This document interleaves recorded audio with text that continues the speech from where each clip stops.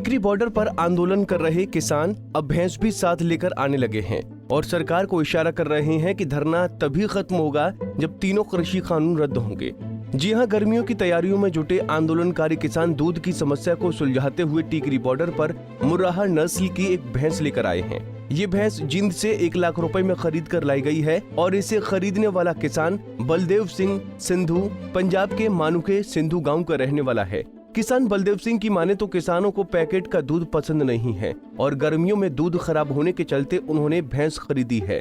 किसान ने भैंस को धरना स्थल पर ही बांधा है और भैंस के लिए चारे, पानी व रहने की भी व्यवस्था कर ली है। नमस्कार दोस्तों, इस वक्त मैं हूं टिकरी बॉर्डर पर और यहां आपने कच्चे पक्के मकान देखे। आज आपको दिखाऊंगा किसानों की भैंस। किसान टिकरी बॉर्डर पर कच्चे और पक्के मोर्चे बना रहा है। कुछ जगह झोपड़ियां बन रही है, कुछ जगह पक्के कमरे तैयार हो रहे हैं। हालांकि प्रशासन उन पक्के कमरों को ढहाने की तैयारी भी कर रहा है, लेकिन इस बीच किसान अपने लिए यहाँ पर भैंस लेकर आया है। भैंस इसलिए क्योंकि गर्मियों में दूध की जो आपूर्ति है, जो सप्लाई थी इन किसानों के मोर्चे पर, वो कम हो गई और दूध की ज़रूरत तो किसानों को होती है। उससे पहले आप ये देखिए, मैं आपको भैंस दिखाऊं उससे पहले आप ये देखिए किसानों का जो किसानों ने रहने के लिए जो जगह बनाई है, चारों तरफ मच्छरदानी लगाई हुई है और पक्की सीढ़ियाँ बना दी हैं। सीढ़ियों के दोनों तरफ पकड़ने के लिए बांस और रंग बिरंगे बांस का सहारा लिया गया है। आप ये इनका रूम देखिए, रूम के बाहर देखिए फूल, सजावटी फूल लगाए गए हैं जो मुरझाते नहीं हैं और अपने आशियाने के ऊपर मच्छरदानी लगाई है। नीचे गद्दे देख रहे हैं, इन गद्दों पर ये किसान दिन भर भी बैठते हैं, रात में इन्हीं गद्दों के नीचे गद्दों पर सोते भी हैं। आप ये देखिए भैंस, जिस भैंस की सेवा में जुटे हुए हैं किसान। ये भैंस हरियाणा से ही खरीदी गई है। पंजाब के मानुके सिंधु गांव के लोग, गांव के किसान यहाँ किसान आंदोलन में पहले दिन से डटे हुए हैं और जब दूध की ज़रूरत ज़्यादा महसूस हुई, क्योंकि दूध की सप्लाई जब कम हुई, तो किसान जो पशुपालक भी है वो खुद भैंस लेकर टिकरी बॉर्डर के मोर्चे पर आ डटा है। मानुके सिंधु के लोग जो भैंस लेकर आए हैं, सीधा उनसे बात करेंगे। आप लोग पहले पूरी बात बताइए कि कहाँ से आए, कितने लोग यहाँ आए।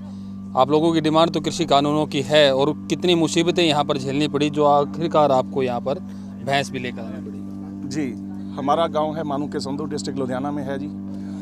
हम 20 आदमी यहाँ बने रहते हैं। हम कुछ लोग हैं जो पक्के ही यहाँ पे हैं और बाकी लोग बदलते रहते हैं। किसी का काम हो गया, कुछ हो गया, हफ्ते में हमारी एक गाड़ी आती है, 10 आदमी आ जाते हैं, 10 चले जाते हैं, जिन 20 आदमी हम यहाँ बने रहते हैं जी। ये भैंस आप कहाँ से लेके आए और क्या खासियत है भैंस की? ये भैंस हम जींद से लेके आए हैं। मेरे मित्र हैं वहाँ बलजीत जखोली, उनसे लेके आए हैं जी। लेके इसलिए आए हैं जी, अब दूध कम हो गया गर्मी की वजह से, इसलिए ताज़ा दूध मिल जाता है सुबह शाम, इसलिए लेके आए हैं। सरकार को संदेश देना चाहते हैं कि हम जाने वाले नहीं हैं, हम कानून वापस करवा के ही जाएंगे। दूध तो यहाँ काफ़ी सप्लाई होती थी, गाँव से लोग आते थे देने के लिए। बहुत धन्यवादी हैं हरियाणा वालों के, पर इस टाइम पे आके दूध कम हो जाता है। अब सप्लाई कम हो गई है, इसलिए लेके आए हैं। तो कितना दूध देती है आपकी भैंस? ये 15 से 16 लीटर दूध देती है। तो गांव में भी पशु हैं आपके पास? जी जी, मैं ब्रीडिंग पे काम करता हूँ। 20 पशु हैं मेरे पास। आप ब्रीडिंग पे काम करते हैं तो भैंस खरीदते वक्त भी आपने काफ़ी ध्यान दिया होगा। एक भैंस खरीदते वक्त आप आइए और हमें बताइए कि भैंस खरीदते वक्त किसान क्या क्या देखता है, क्या खासियत होती है भैंस में, जो उसकी कीमत तय करते वक्त आप लोग सब देखते हैं। जी जी, भैंस का काफ़ी कुछ देखना पड़ता है। लेवटी देखनी पड़ती है, उसकी हाइट देखनी पड़ती है, उसकी लेंथ देखनी पड़ती है और उसमें करैक्टर कितने हैं। मुर्रा के करैक्टर और तरह के हैं, नीली रावी के करैक्टर हैं जो और तरह के हैं, वो सब कुछ देखना पड़ता है। ये मुर्रा नस्ल की? ये मुर्रा नस्ल की है। कितना दूध देती है आपकी भैंस? ये 15 से 16 लीटर देती है। 15 से 16 लीटर दिन भर में या एक वक्त? दिन भर में, 2 टाइम। 15 से 16 लीटर। कितने लोगों का काम चल जाता है इस दूध से? ये हम जितने हमारे रुके हुए हैं सबका चलता है जी, आस पड़ोस का भी चल जाता है। तो इसके चारे का कैसे इंतजाम करते हैं, क्योंकि भैंस को संभालने के लिए भी कहते हैं ना कि पशु को संभालने के लिए पशु ही बनना पड़ता है एक तरह से। उसके चारे का इंतजाम कैसे होता है, बाट बाखर का इंतजाम कैसे होता है? जी, बाट हम ले आए, जहाँ बोरियां ले आए और हरा चारा नज़दीक ही टाल है, वहाँ से ले आते हैं जी। और हमारे लिए इसे संभालना मुश्किल नहीं है। हमें तो एक नया काम मिल गया, सुबह से उठ के चलो जी धार निकालने के, पट्ठे डालने हैं, एक नया काम मिल गया। सभी पूरे चाह से इसकी सेवा कर रहे हैं। गर्मियों में मच्छर मक्खियाँ इंसान को तंग करते हैं तो पशु को भी तंग करते हैं, तो उसको बचाने के लिए क्या? ये दिन भर में यहाँ रहेगी और इसके लिए एक रूम तैयार किया है जिसके अंदर मच्छरदानी लगाई है, ताकि, और पंखा भी लगाया है इसके ऊपर, ताकि ये परेशान ना हो। पंखे पशुओं के लिए भी लगा दिए हैं और खुद के लिए भी लगाए हैं? जी, खुद के लिए भी लगाए हैं। तो सरकार से जिस तरीके से बातचीत अब फिलहाल बंद है, जी। तो आप लोगों को क्या लगता है पक्के मोर्चे बनाने से, पक्के कमरे बनाने से, भैंस यहाँ इन मोर्चों पर लाने से क्या बात बनेगी सरकार से? बिल्कुल बनेगी जी। सरकार हमारा हौसला देखना चाहती है। हम सरकार से कहते हैं कि देख लो जितना देखना है, वापस नहीं जाएंगे। बिल वापस करवा के ही जाएंगे, जीत के ही जाएंगे, वरना नहीं जाएंगे, यहीं रहेंगे। सरकार को आखिर एक दिन झुकना पड़ेगा। देखिए, किसान अपनी इसी बात पर आज भी अडिग है। जब पहले दिन आया तब भी किसानों ने साफ तौर पर सरकार को यही चेताया था कि तीनों कृषि कानून वापस नहीं होंगे तो वो इन मोर्चों से घर नहीं जाएंगे, और सरकार के साथ लगातार इसी लड़ाई में लड़े हुए हैं कि सरकार को झुकाया जाए। लेकिन अगर सरकार नहीं झुकती है तो इन मोर्चों पर, किसान आंदोलन के इन मोर्चों पर भैंस भी आएगी, गाय भी लाने की तैयारी इन किसानों ने कर रखी होगी। आप एक बार फिर से भैंस के दर्शन कर लीजिए।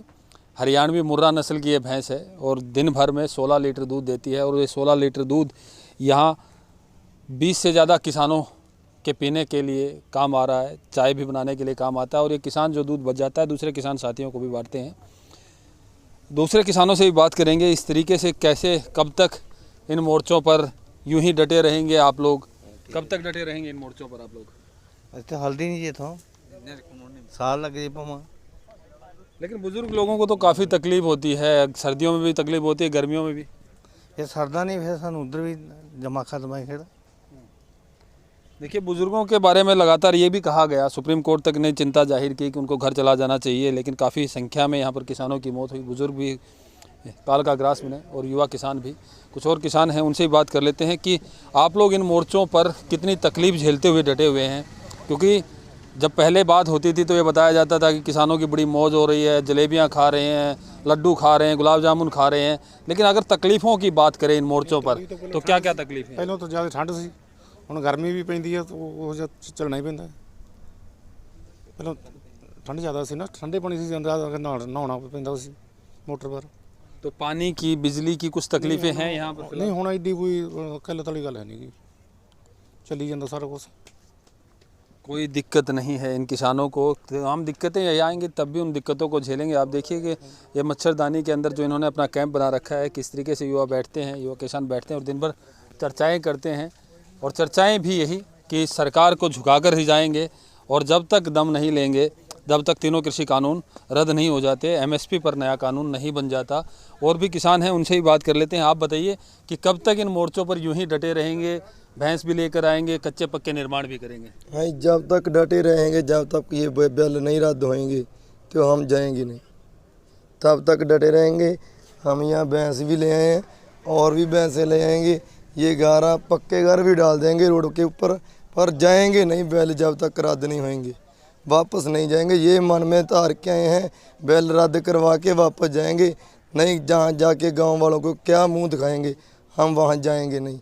जब बिल रद्द होएंगे तो हो जाएंगे। जब बिल रद्द होंगे तो ही जाएंगे। हर कोई, हर किसान यही कहता है। आपने भैंस भी देखी, इनके कच्चे पक्के मोर्चे भी देखे, मच्छरदानी लगा ली क्योंकि गर्मियों में मच्छर का प्रकोप काफ़ी होता है।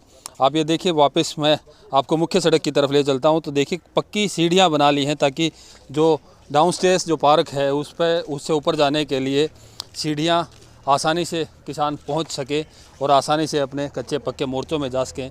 किसान साफ तौर पर ये कहना चाहता है सरकार से कि इन कच्चे पक्के मोर्चों पर तकलीफ़ें तो हैं, लेकिन ये तकलीफ़ें और किसान का चोली दामन का साथ है।